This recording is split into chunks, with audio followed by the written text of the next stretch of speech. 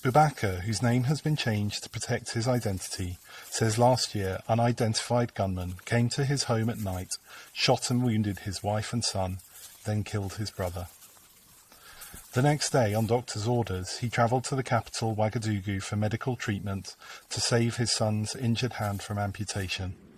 While he was away, he says Burkinabe security forces kidnapped two of his brothers. Of course, we cannot say that those who knocked on the door that night were from the military, but neighbors told me those who took my brother away were. From that day until today, we have not heard from them. Are they alive or were they killed? Nobody knows. Abuses by security forces in the Sahel conflict, where Burkina Faso, Mali and Niger battle terror groups linked to Islamic State and Al-Qaeda, were extremely common. Last year, the number of civilian fatalities caused by security forces was approaching those caused by terror groups. Data from the Armed Conflict Location and Event Data Project, ACLED, shows the number of civilian fatalities caused by security forces have fallen dramatically in the last year to October 1st compared to the previous year. They've dropped by 77% in Burkina Faso, 74% in Mali, and 65% in Niger. Rights groups say they've also observed the change and suggest why it might have occurred.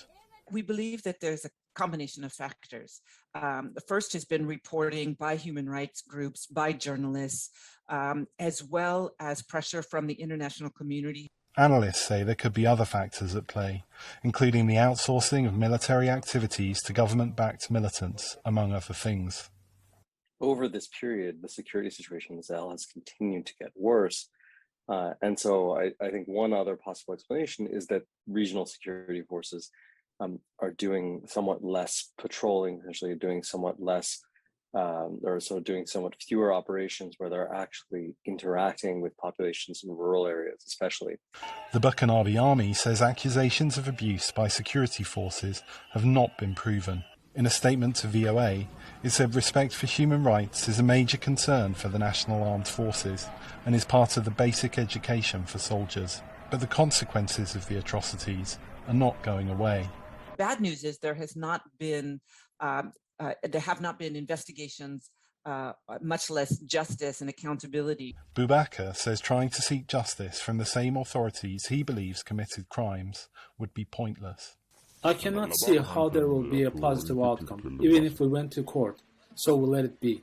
But he still wants to know what happened to his two brothers. Henry Wilkins for VOA News, Ouagadougou.